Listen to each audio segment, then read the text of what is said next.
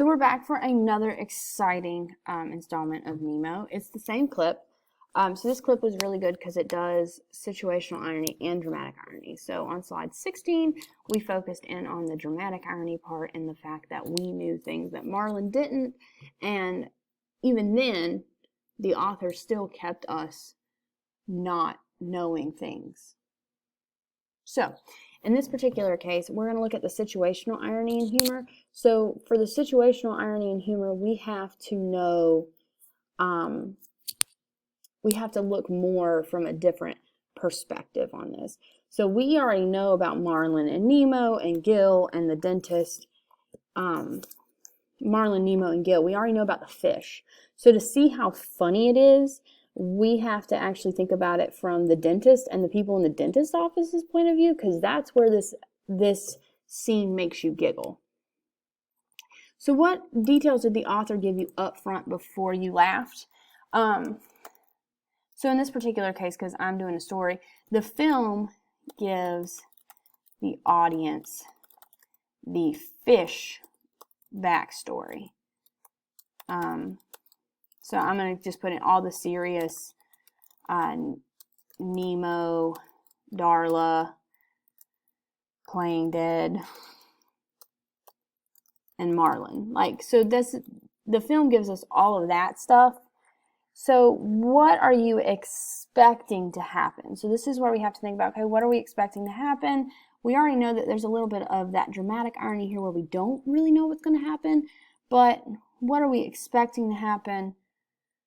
In this particular case, Nemo to get, our original is flushed, slashed, thrown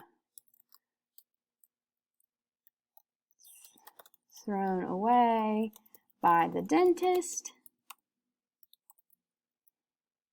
Okay, maybe he will find his dad. So this is us assuming, because it's a Pixar movie, that there will be a happy ending. So this is us thinking happy-go-lucky, he's going to get finished. So what actually happened? So this is where we have to think about it from the dentist's point of view, and that's where it makes us laugh. What actually happens here? A pelican with Marlin in his mouth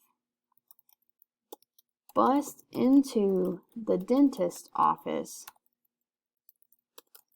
and attacks the dentist. So that's when this becomes funny from an outside point of view, because the film does a really good job, you've seen the clip, trying to show you how the dentist thinks about it. Oh my God, all the animals have gone crazy today. And then what did the author do to make you laugh? So this is where you have to think about, what did they do to actually make you laugh? So what are some things,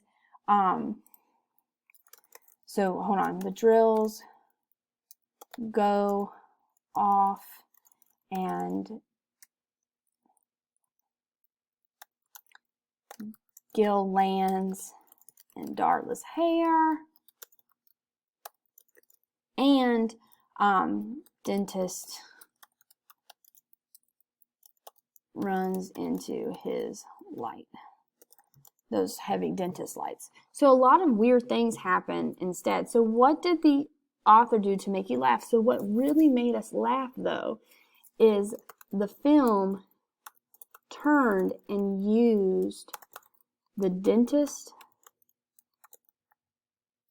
point of view for a second, and that's where we can say all the animals have gone mad today. So that's my quote.